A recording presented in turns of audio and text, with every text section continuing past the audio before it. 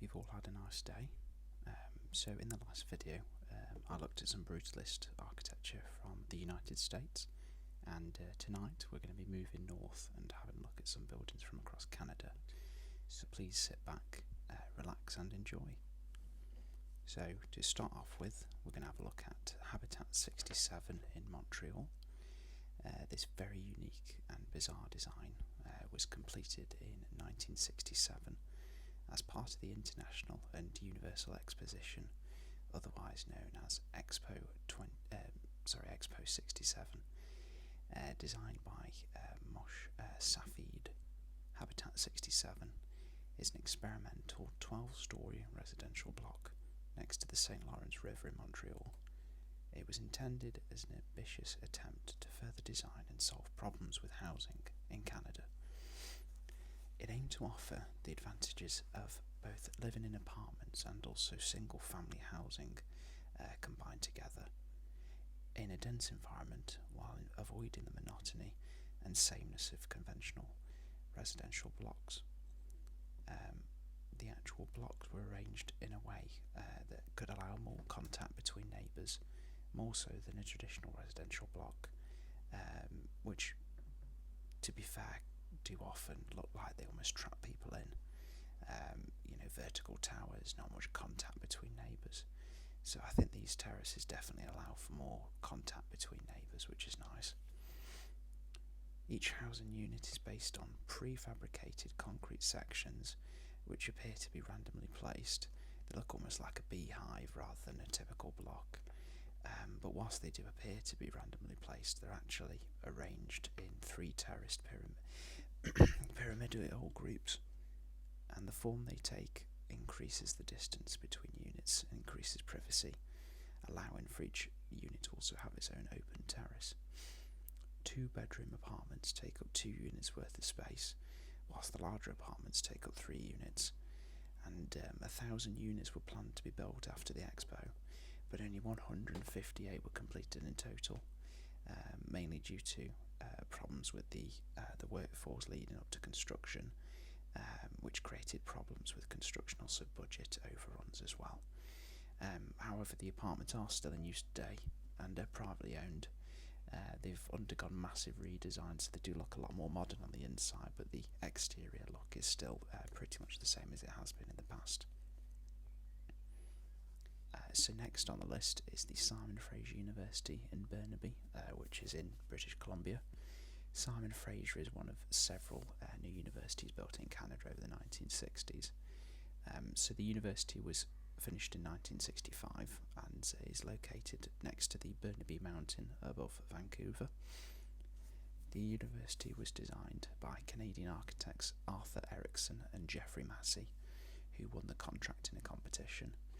And the contract took 2 years, which was a quite tight schedule given the vast size of the campus. The runners-up in that competition that Erickson and Massey won were asked to cooperate with the winners to help them meet this tight schedule of 2 years. Instead of a traditional Northern American style of campus, where the faculty buildings are built across the site and spread out, the faculties at Simon Fraser instead are arranged around a quadrangle, which is a style that's also quite seen at Oxford and Cambridge universities in the UK. The building mainly consists of a series of low-rise exposed concrete structures which are arranged into terraces that work together with the contours of the surrounding landscape. The buildings were inspired by ancient buildings found in Mexico, India and Java. In the centre of the quadrangle there's a grassed courtyard which sits atop some underground lecture theatres, and some stairs lead down into the Convocation Mall, which is a large plaza covered by a striking roof made of steel, wood and cables. Surrounding the area is the library, theatres, cafes and art galleries, with the gymnasium and student housing located nearby. I really like the idea of a centralised building like this, where all the amenities and facilities that staff and students need are all in one place. I definitely like the idea of campus universities as it gives us a sense of community. I don't particularly like the sort of spread out universities. The idea of campus universities, like I say, is very good for that community focus, and combined with the unique architecture and building layout, definitely makes this building and university as a whole a very iconic symbol of breaking away from traditional building styles and just embracing something a bit different, a bit experimental. So next is the Japanese Canadian Cultural Centre in Toronto. So this was built in 1963 under the leadership of Canadian architect Raymond Moriyama, and this site celebrated the culture, history and legacy of Japanese Canadians. So the building itself is a fusion of mid-20th century modernist construction techniques with influence from Japanese traditional culture, which can be seen in the details and character of the building. The building is on a simple square ground floor plan with surrounding Japanese-style greenery and a large car park. The entrance is on the first floor via a small set of steps, and is flanked by two decorative beams. And this whole area is covered by glass, and has a terrace surrounding the building on three sides.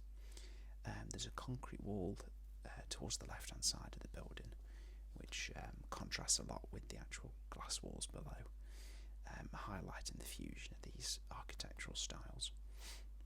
So the Japanese Canadian Cultural Centre was actually moved to another site, another building, and in 2001 Moriyama was tasked with renovating and changing the original building, transforming it into the Noor Cultural Centre. And this new building celebrated Islamic teachings and culture. The changes made to the building included some wooden screens on the window, which were inspired by traditional Islamic motifs.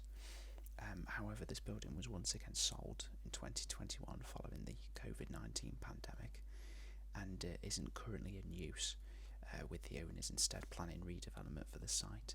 Whether that means that it'll be sold again to another cultural centre of some form, or whether they're looking to completely redevelop the site into a new function.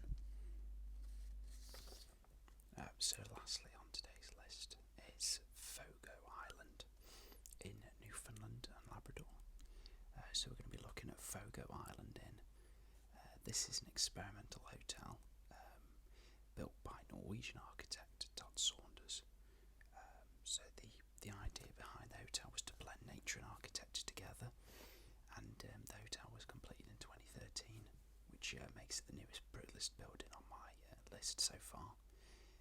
Saunders previously designed a series of artist studios which are spread across the island, and he built the hotel to attract visitors to this remote location. He worked with basic natural resources and muted colours like light grey and white to match the building with the surrounding landscape. So the hotel follows an X-shaped ground plan with a single 2-storey section and another 4-storey section which interlock one another. The building's most unique part is the raised wing, which is held up by irregular columns that underpin the building and reduces impact on the rocks below, which preserve the landscape better than traditional foundations would. White wooden panels cover the structure and give it a rustic and local appearance, bearing resemblance to some other buildings on the island. Several local craftsmen partnered with Saunders, bringing their techniques and skills to the design. Inside the inn is a restaurant and offers amazing views out of floor-to-ceiling glass walls on 2 sides. The hotel has 29 rooms and also a gym, a library and some hot tubs on the roof. So thank you all very much for watching tonight. I hope you've enjoyed exploring some of the unique Brutalist architecture from across Canada. I do hope you've found it interesting as well.